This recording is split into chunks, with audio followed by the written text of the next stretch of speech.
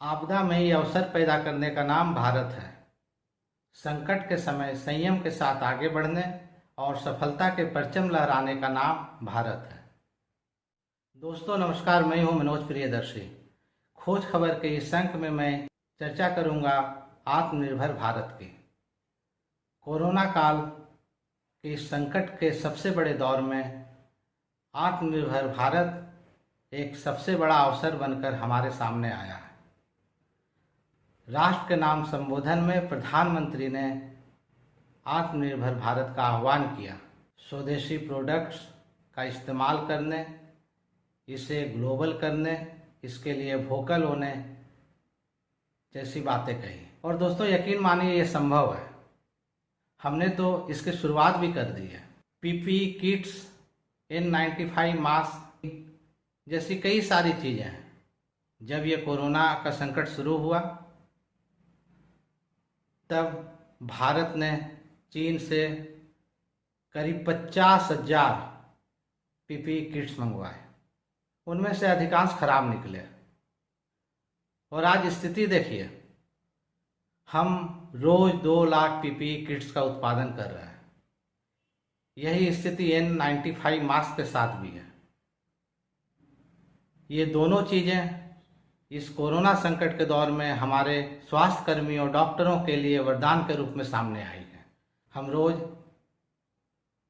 2 lakh N95 mask का भी उत्पादन कर रहे हैं और न सिर्फ उत्पादन कर रहे हैं, अपनी ज़रूरतें पूरी कर रहे हैं, बल्कि अब हम इस स्थिति में आ गए हैं कि दुनिया को हम पीपीई किट्स और N95 मास्क सप्लाई कर सकें। हाइड्रोक्सीक्लोरोक्विन एक समय था जब हम ये तक नहीं जानते थे कि ये दवा हमारे भारत में बनती है, और आज पूरे दुनिया भर के लिए संजीवनी के रूप में ये हमारी दवा काम आ रही है और हम पूरे विश्व को इसे सप्लाई कर रहे हैं। लाखों लोगों की जान बचाने में ये मदद कर रही है और सभी भारत को इसके लिए धन्यवाद कर रहे हैं। इतना ही नहीं, केंद्रीय गृह मंत्री ने भारतीय सशस्त्र बलों की कैंटीन में स्वदेशी प्रोडक्ट्स ही रखने का आदेश जारी किया है। इन कैंटीन्स पर 10 लाख जवान अपने रोजमर्रा के जरूरी सामान खरीदते हैं, लेते हैं। इसी तरह आर्मी कैंटीन में भी स्वदेशी प्रोडक्ट्स ही रखे जाएंगे। ऐसा नहीं है कि ये स्वदेशी का आह्वान पहली बार किया गया। आज़ादी के पहले से लेकर अब तक स्वदेशी जागरण मंच, पतंजलि, टाटा, रिलायंस, पार्ले जी, कई तरह की कंपनियां हैं जो इस काम में लगी हुई है। लेकिन ये पहला अवसर आया है जब इतने बड़े पैमाने पर देश के किसी प्रधानमंत्री ने स्वदेशी के रूप में आत्मनिर्भर भारत का आह्वान किया। खेती के बाद सबसे ज़्यादा रोजगार देने वाला अगर कोई सेक्टर है तो वो MSME है, सूक्ष्म लघु और मध्यम उद्योग। इसको मजबूती देने की कोशिशें शुरू हो गई हैं। प्रधानमंत्री ने 20 लाख करोड़ रुपए के पैकेज का ऐलान किया है। इसमें एक बड़ा हिस्सा इसी सेक्टर को जा रहा है। और सबसे बड़ी बात, 200 करोड़ तक के कोई भी टेंडर अब विदेशी कंपनियों को नहीं दिए जाएंगे। इसका मतलब है कि देशी कंपनियों के सामने यह बहुत बड़ा मौका है कि वो आत्मनिर्भर भारत के लिए जितनी संभव है उतनी कोशिशें करें और स्वदेशी को ग्लोबलाइज भी करें। दोस्तों, कोई भी क्रांति एक दिन में, एक महीने में या एक साल में नहीं होती। इसके लिए हमें लगातार प्रयास करने पड़ते हैं। घर की इमारत तभी मजबूत बनती है जब इसकी ईंटें भट्टी में तपती हैं। हम खुद का घर तभी बना पाते हैं जब इसके लिए मेहनत करते हैं, सालों साल तपस्या करते हैं। अगर हम ठान लें तो कुछ भी असंभव नहीं, इतिहास गवाह है। आइए मैं इसके कुछ उदाहरण आपको देता हूँ। भारत और चीन युद्ध के बाद देश की माली हालत खराब हो गई थी। ठीक से बारिश नहीं हुई, इसके कारण सूखे जैसी स्थिति थी। इसी बीच 1965 में भारत और पाकिस्तान का युद्ध हुआ। भारत में अनाज संकट पैदा हो गया। अमेरिका ने गेहूं देने से मना कर दिया। नतीजा, तत्कालीन प्रधानमंत्री लाल बहादुर शास्त्री ने जय जवान जय किसान का नारा दिया और आज स्थिति ये है कि हमारे पास इतना अनाज हो रहा है कि भंडार क्षमता हमारी कम पड़ जा रही है। आज हम जितना चाहते हैं उतना दूध हमें आसानी से उपलब्ध हो जाता है, लेकिन एक वक्त था जब हमारे परिवार के सदस्य, बच्चे दूध के लिए तड़पते थे। वो 1970 का साल था जब सरकार ने श्वेत क्रांति का आह्वान किया और नतीजा देखिए, भारत कुछ सालों बाद ही दूध का सबसे बड़ा उत्पादक देश बन गया। ना सिर्फ दूध बल्कि दूध उत्पादों के मामले में भी दुनिया में हमने अपना परचम लहराया और आज हम दूसरे सबसे बड़े दूध उत्पादों के उत्पादक देश हैं।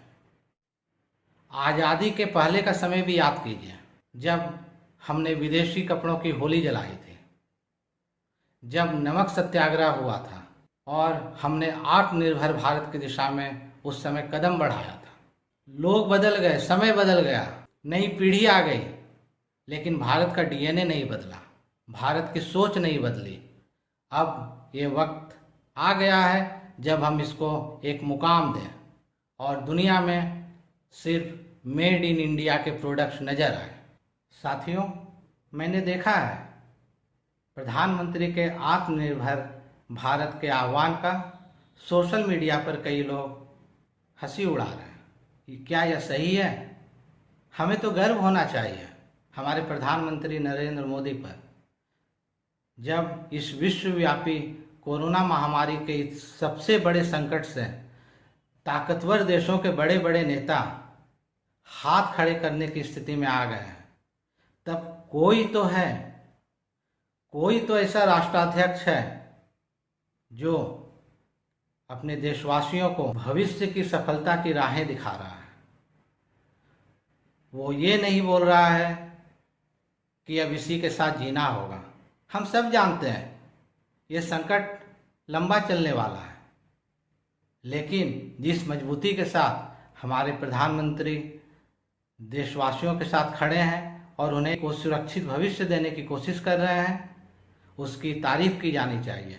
आलोचनाओं के कई मौके मिलेंगे, लेकिन अभी हम पूरे 130 करोड़ देशवासियों के लिए ये सबसे बड़ा अवसर है। हम प्रधानमंत्री की सोच की, इस कदम की ना सिर्फ तारीफ करें बल्कि संकल्प भी लें कि उनके हर कदम पर हम साथ चलेंगे, खुद के लिए, अपने परिवार के लिए, अपनों के लिए और अपने देश के। तभी हम सफल भी हो पाएंगे। प्रधानमंत्री ने कहा था कि आज जो हम ग्लोबल प्रोडक्ट्स देख रहे हैं वो भी कभी लोकल ही हुआ करते थे, लेकिन वहाँ के लोगों ने उसका प्रचार किया, उसे ब्रांड बनाया और आज वो ग्लोबल ब्रांड बन गए। तो भारत भी तो ये कर सकता है, भारत की कंपनियां भी तो ये कर सकती हैं, और वो तभी कर पाएंगे जब हम लोग उनका साथ देंगे। अमेरिका, ब्रिटेन जैसे कई बड़े देश चीन से नाराज हैं। रोज खबरें आ रही हैं, कई कंपनियां चीन से भारत शिफ्ट होने की तैयारी में हैं, कई फैक्ट्रियां भारत आ सकती हैं। ऐसे में तो यह मौका बहुत बड़ा है। राज्यों को तो इसे कैश करना चाहिए, वो उन्हें आमंत्रित करें, ऐसा माहौल बनाएं कि कंपनियां उनके यहाँ आएँ, ऐसा इंफ्रास्ट्रक्चर दें कि उनको तमाम तरह की सुविधाएं मिलें। और बिहार, उत्तर प्रदेश, झारखंड, छत्तीसगढ़, उड़ीसा जैसे राज्य जिनके नागरिक मजदूर के रूप में दूसरे राज्यों की इमारतें बनाने में लगे हुए हैं, वो अपने राज्य को समृद्ध करें। अब मैं आपको उन प्रोडक्ट्स की जानकारी देने जा रहा हूँ जो भारतीय हैं। हमारे सामने एक्चुअली सभी विदेशी प्रोडक्ट्स के भारतीय ऑप्शन अवेलेबल है, लेकिन हम विदेशी उत्पादों के इतने आदी हो गए हैं, कई मौक़ों पर हमारा ध्यान ही हमारे भारतीय उत्पादों पर नहीं जाता है। अब मैं आपको वो सूची दिखाने जा रहा हूँ। अगर आपके मन के कोई प्रोडक्ट इस सूची में ना हो तो यकीन मानिए जल्द ही भारतीय कंपनियां वो हमें उपलब्ध करवा देंगी, लेकिन इसके लिए हमें भी धैर्य रखना पड़ेगा, इंतज़ार करना पड़ेगा। हम ये तो बोल सकते हैं कि साहब हमारे प्रोडक्ट्स की कीमतें ज़्यादा है, हमारे पास एप्पल की तरह मोबाइल फ़ोन नहीं है। तो सबसे बड़ी बात यह है कि एप्पल का मोबाइल फ़ोन कितने भारतीय यूज ही करते हैं, हमारे लिए ज़रूरत ही क्या है। और दूसरी बात, कोई भी बड़ी कंपनियों को बड़ा हम खरीदार ही बनाते हैं। आपको ध्यान होगा माइक्रोमैक्स भारतीय कंपनी है, मोबाइल सेगमेंट में कभी वो नंबर 1 कंपनी बन चुकी थी, लेकिन फिर क्या हुआ, हमने माइक्रोमैक्स को छोड़ा और चीनी वीवो और ओप्पो मोबाइल पे आ गए। जब हम भारतीय उत्पादों पर विश्वास ही नहीं करेंगे, उन्हें मौका ही नहीं देंगे, तो वो कम कीमत वाले प्रोडक्ट कैसे लाएंगे। उत्पादों की लागत तभी घटती है जब उसकी डिमांड हो, जब उसका उत्पादन ज़्यादा हो। तो इस सूची को देखें और प्रण लें कि आगे से और आज से ही हम सुई से लेकर कार तक हर सामान भारतीय ही खरीदेंगे और स्वदेशी को नंबर 1 ब्रांड बनाएंगे। आप देख रहे हैं कि रोज़मर्रा के जीवन में इस्तेमाल होने वाला लगभग हर प्रोडक्ट भारतीय कंपनियां बना रही हैं और बाज़ारों में उपलब्ध हैं। तो फिर हम चाइनीज़ या अन्य विदेशी उत्पादों को क्यों अपनाएं। भारत धरती से गगन और उससे भी आगे अंतरिक्ष तक अपना डंका बजा रहा है, तोप से लेकर फाइटर प्लेन और युद्धपोत तक बना रहा है। तो क्या देश और खुद के स्वावलंबन एवं गर्व के लिए हम स्वदेशी नहीं अपना सकते। अपने देश को गति देने का ऐसा मौका फिर शायद ही कभी मिले। इससे स्वदेशी को बढ़ावा तो मिलेगा ही, नौकरियों की भी भरमार होगी। अगर आपको ये तस्वीरें देखने में कोई दिक्कत हो रही है तो इसका स्क्रीनशॉट ले लें। अब हमारे प्रधानमंत्री की बातों और उनके संकल्प को सुनें। लोकल सिर्फ जरूरत नहीं बल्कि हम सबकी जिम्मेदारी है। समय ने हमें सिखाया है कि लोकल को हमें अपना जीवन मंत्र बनाना ही होगा। आज से हर भारतवासी को अपने लोकल के लिए वोकल बनना है। न सिर्फ लोकल प्रोडक्ट्स खरीदने हैं बल्कि उनका गर्व से प्रचार भी करना है।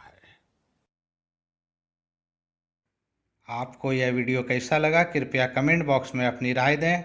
वीडियो को ज़्यादा से ज़्यादा लोगों तक शेयर करें और इस YouTube चैनल खोज खबर को सब्सक्राइब भी कर लें। धन्यवाद।